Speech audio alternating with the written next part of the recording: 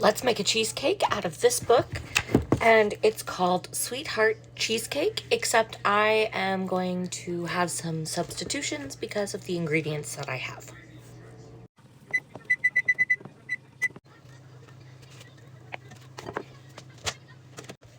So this recipe actually calls for chocolate wafer crumbs or crushed up chocolate cookie crumbs, but I don't have that, so I'm just going to use regular graham cracker crumbs instead, and because that's what I have.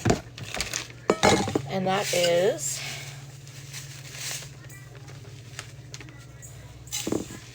a cup and a third. This recipe I will put in the description so that you can try it out if you want to. And I'll even note which substitutions I made in the recipe as well.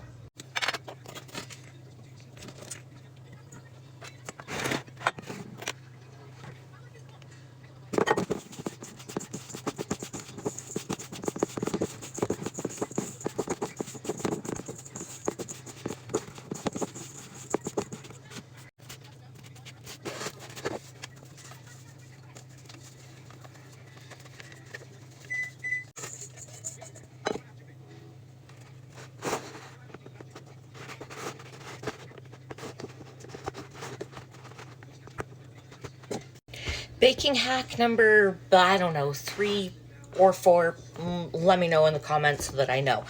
When doing a crust on a cake and you want to make sure that it's nice and even, use a big metal serving spoon and just kind of rub it along while lightly pressing so that you can press it nice and down so it doesn't fall apart, and at the same time you get it nice and even. Now you're going to pop this crust into your preheated oven to 325 for 10 minutes.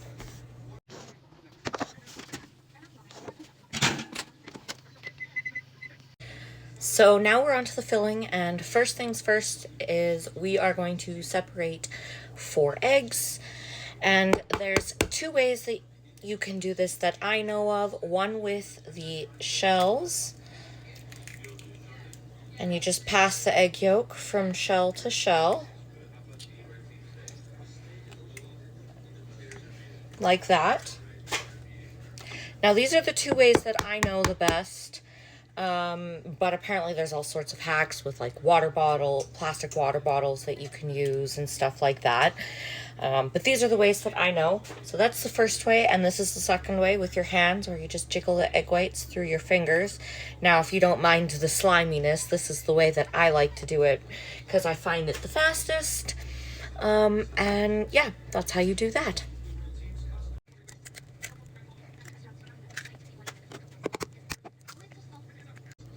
Now I'm going to whip the egg whites into a sort of meringue, not hard peaks, just soft peaks. I'll show you what I mean when it gets there.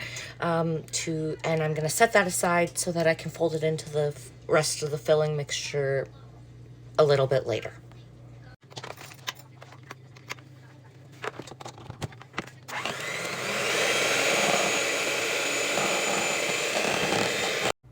This is what it should look like. And the soft peaks is it just coming up and drooping over really easily. So now in the bowl that I put the egg yolks, you can't see it, but the egg yolks in, I'm going to add the butter and the cream cheese and mix and beat that until it's nice and smooth.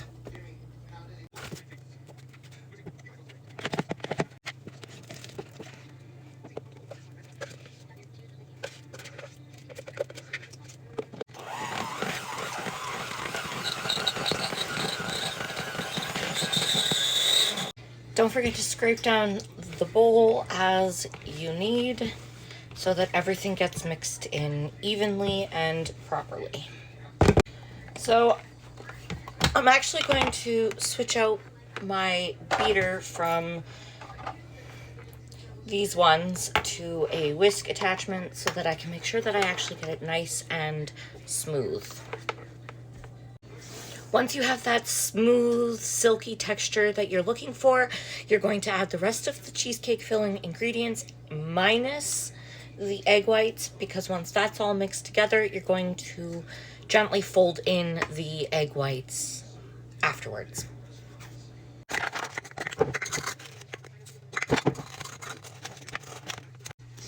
Baking hack, we'll call it number 6. If you don't have cornstarch, a good replacement that you can use is arrowroot powder. Same amount as replacement. So if you need 1 tablespoon of cornstarch like you do for this recipe, you'll use 1 tablespoon of arrowroot powder instead. You can also use tapioca flour as well, but I didn't have that, so I used arrowroot powder. Another hack I've mentioned in past baking videos before is when you don't have baking powder, you can use baking soda. Just use half the amount. So if you need 1 teaspoon of baking soda like you do in this recipe, just use half a teaspoon of baking soda instead.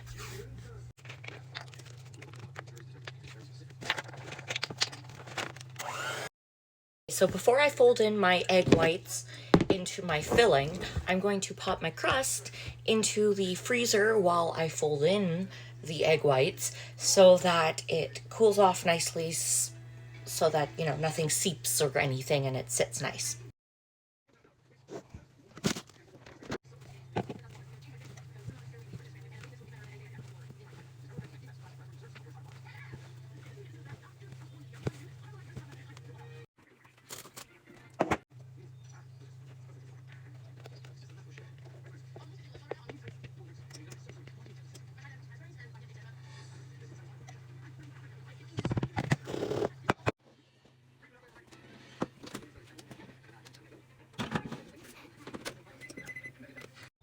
So I've taken the cheesecake out of the oven. A piece has fallen off, so ignore that. This is what it looks like. And to tell that it's done, I just went like this. And you see how it comes back so nicely? That's how you know it's done. And you'll start to notice as it starts to cool down, it'll start to sink. Totally normal.